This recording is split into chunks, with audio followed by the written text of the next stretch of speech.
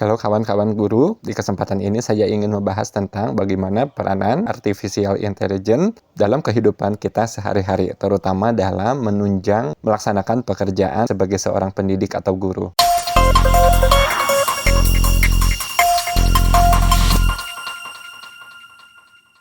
Awalnya keberadaan artificial intelligence ini kita kira hanya sebagai hiburan saja, sebagai alat bantu yang sifatnya sesekali bisa kita gunakan. Tapi ternyata seiring berjalannya waktu, ada banyak sekali artificial intelligence yang bermunculan. Di dunia ini sampai sekarang kurang lebih ada 500 jenis artificial intelligence di luar sana, terus berkembang semakin canggih. Awalnya hanya menghasilkan teks atau yang kita kenal dengan generative AI, yang selain menghasilkan teks juga menghasilkan gambar, selain itu juga menghasilkan video. Tidak hanya itu, ternyata artificial intelligence pun ternyata kemudian bisa melakukan banyak hal, termasuk yang sekarang ini bisa melakukan otomatisasi di dalam berbagai aspek kehidupan. Dengan semakin majunya artificial intelligence, dengan semakin banyaknya aplikasi dalam kehidupan sehari-hari, jadi menjadikan artificial intelligence ini sebagai sesuatu yang asalnya itu hanya sifatnya sebagai alat bantu, tapi kini AI menjadi sebuah alat utama jika kita ingin mengoptimalkannya secara sungguh-sungguh dan tidak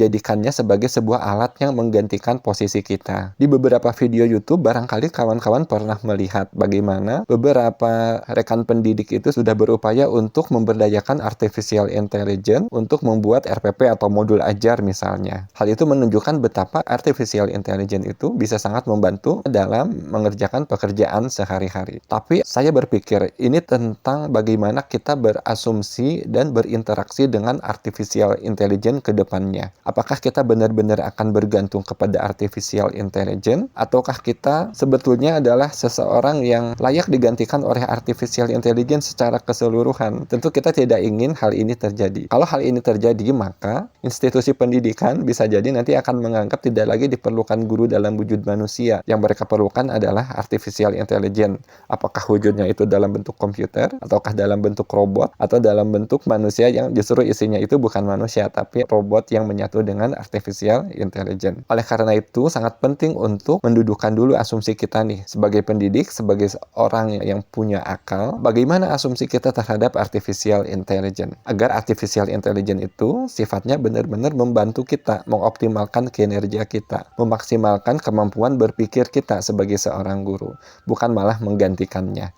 Bukan malah bergantung kepada artificial intelligence, apalagi sepenuhnya bergantung kepada alat tersebut. Asumsi pertama yang perlu kita kuatkan adalah artificial intelligence itu sebenarnya merupakan cerminan dari diri kita sendiri, dari para penggunanya. Apabila penggunanya pintar, maka artificial intelligence bisa menjadi sosok yang pintar. Tapi apabila penggunanya itu tidak terlalu mengoptimalkan otaknya, maka artificial intelligence pun tidak akan memunculkan jawaban-jawaban yang pintar. Apabila penggunanya hanya menggunakannya secara dangkal, maka artificial intelligence tidak akan menghasilkan jawaban-jawaban yang kualitasnya tinggi. Ini yang perlu kita pahami bersama, bahwa artificial intelligence itu justru bisa menjadi cerminan penggunanya. Oleh karena itu, jika kita ingin menggunakan artificial intelligence secara optimal, maka penting bagi kita untuk mengoptimalkan akal kita sendiri. Dalam hal ini, tentu salah satu caranya adalah dengan membuat prompt atau instruksi yang berkualitas. Oleh karena itu, banyak kursus-kursus, pelatihan-pelatihan seputar bagaimana kita melakukan prompting dengan benar, dengan akurat, dengan berkualitas, sehingga artificial intelligence pun bisa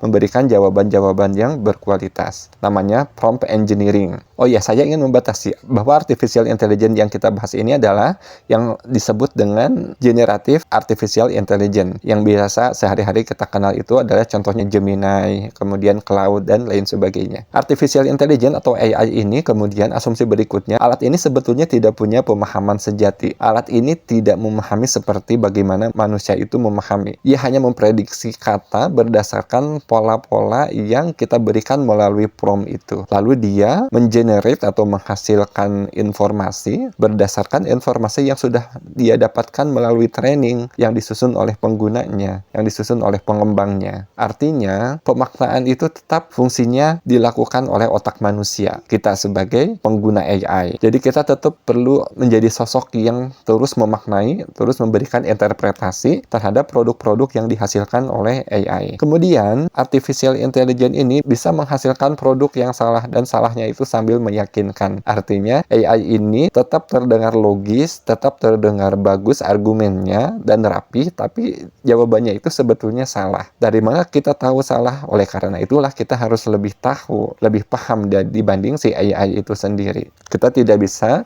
menerima mentah-mentah yang diberikan oleh AI. Kita perlu melakukan verifikasi, kita perlu melakukan validasi. Kita tetap sebagai pengguna AI harus tahu lebih banyak, harus membaca lebih banyak, harus rajin membaca, harus lebih banyak belajar. Kemudian, AI ini bukan sumber pengetahuan yang final. Kita harus menganggap bahwa artificial intelligence ini sebagai pintu gerbang untuk menuju ke arah ide-ide lain yang lebih bervariasi. Kita harus menjadikan AI ini sebagai pintu gerbang untuk mencapai referensi-referensi yang belum kita dapatkan. Kita gunakan AI ini untuk brainstorming gagasan-gagasan, untuk mencari perspektif-perspektif baru. Pengetahuan final itu tetap ada di luar sana. Bisa jadi kita dapatkan setelah melakukan penelusuran terhadap berbagai cara, tidak hanya menggunakan AI saja. Kalaupun menggunakan AI, bisa jadi kita perlu melakukan prompting, penggalian informasi yang tidak cukup sekali dua kali, bisa jadi beberapa kali. Kemudian AI itu tidak lepas dari bias. Ketika dilakukan training terhadap AI, pengembangnya itu juga manusia, kadang tidak lepas dari bias gender kah, bias budaya, bias politik, mungkin bias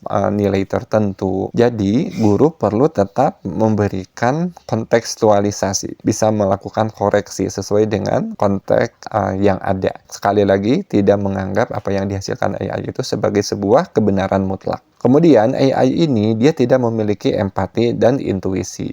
Jadi tidak bisa memahami apa itu emosi, tidak bisa membaca situasi yang sesungguhnya, tidak bisa merespon dinamika sosial yang kekinian. Tetap yang digunakan adalah otak kita, hati kita ya sebagai pendidik, sehingga kita bisa memberikan nilai tambah terhadap produk yang dihasilkan oleh AI. Jadi benar kata teman-teman yang selalu berpikir kritis terhadap produk AI, harus selalu bisa melakukan modifikasi, koreksi, dan pengembangan terhadap produk-produk artificial intelligence. Kemudian AI adalah alat, pengendalinya tetap kita sebagai manusia. AI itu bisa menghasilkan banyak sekali informasi yang bermanfaat, bisa memberikan banyak opsi atau pilihan-pilihan, bisa memberikan alternatif-alternatif, bisa membantu kita melakukan brainstorming, memberikan gagasan-gagasan yang belum pernah kita pikirkan sebelumnya. Tapi keputusan terakhir tetap berpijak pada kompetensi kita. Oleh karena itu, kita sendiri sebagai manusia penggunanya, apalagi sebagai guru, harus memiliki kompetensi, harus memiliki kepercayaan diri, harus tahu sendiri, harus tahu terlebih dahulu. Apa sih tujuan dari kita menggunakan AI ini? Berdasarkan uraian-uraian tadi, maka saya mengajak agar kita menggunakan AI dengan aktif, silahkan, tapi jadikan AI itu sebagai partner berpikir, bukan sebagai pengganti tugas keseharian kita. Misalnya, ketika kita akan mengembangkan rencana pembelajaran, RPP ataupun modul ajar, silahkan menggunakan AI. Kalau sekiranya kita butuh cepat, kita butuh administrasi tersebut dalam waktu yang singkat, kita tidak punya waktu untuk berpikir, mengembangkan setiap langkah-langkah pembelajarannya, maka ketika kita butuh cepat, kita bisa minta bantuan AI. Tapi ketika kita akan melakukan perencanaan pembelajaran yang sesungguhnya, maka kita tidak bisa memperlakukan AI membuat administrasi RPP atau modul ajar tadi. Ketika kita hanya menganggap rencana pembelajaran itu bersifat administratif, maka kita tidak peduli isinya seperti apa. Yang penting sistematikanya benar, dokumennya tersedia. Yang penting apabila dilihat sepintas tampak logis, itu apabila kita melihatnya sebagai beban administrasi saja. Tapi untuk menjadi sebuah rencana pembelajaran yang serius, yang mengandung kegiatan pembelajaran yang berkualitas, yang bermakna, yang menyenangkan, yang meaningful, yang berkesadaran, maka rencana pembelajaran itu tentu harus dibuat secara mandiri. Apakah boleh menggunakan AI? Tentu saja boleh, tapi seperti tadi, AI digunakan dengan berkesadaran, digunakan sebagai partner berpikir. Bagaimana caranya agar membuat pembelajaran itu lebih bermakna? Kita bisa menjadikan AI itu sebagai partner berpikir, misalnya ketika diajak untuk melakukan brainstorming. Bagaimana melaksanakan pendahuluan pembelajaran yang berkesadaran? Kita bisa menanyakan hal itu ke AI. Ketika AI memberikan jawaban, tidak menerima langsung informasi yang diberikan, tapi kita bertanya-tanya, apakah jawabannya ini tepat, sesuai konteks siswa saya, sesuai kebutuhan saya. Beri pertanyaan-pertanyaan kritis terhadap jawaban-jawaban AI. Kemudian, kita bisa, bahkan sangat boleh, sangat dianjurkan untuk memberikan pertanyaan tambahan. Oleh karena itu, tidak cukup kita memberikan prompting satu kali. Bisa jadi kita melakukan prompting atau memberikan instruksi atau pertanyaan itu beberapa kali, sehingga akhirnya kita memperoleh jawaban yang memuaskan. Kemudian, hasil dari AI itu harus kita niatkan untuk diimplementasikan di dalam kelas. Itu jika kita ingin membuat sebuah rencana pembelajaran yang bermakna, yang meaningful, yang benar-benar dibuat berdasarkan kesadaran kita, dibuat dengan menyandarkan kepada kemampuan otak kita, menjadikan AI itu sebagai partner atau teman berpikir, partner tempat kita melakukan brainstorming, ide-ide, gagasan-gagasan untuk mengajar. Di video berikutnya, mudah-mudahan kita bisa sama-sama belajar tentang bagaimana kita bisa menggunakan prompting secara maksimal dalam rangka menjadikan AI ini sebagai partner belajar. Karena selain mengajar, kita pun sebetulnya sedang belajar bagaimana menjadi seorang guru yang baik dan profesional, bagaimana caranya menjadi seorang guru yang optimal dalam berinteraksi dan menggunakan AI. Sampai di sini saja, terima kasih. Assalamualaikum warahmatullahi wabarakatuh.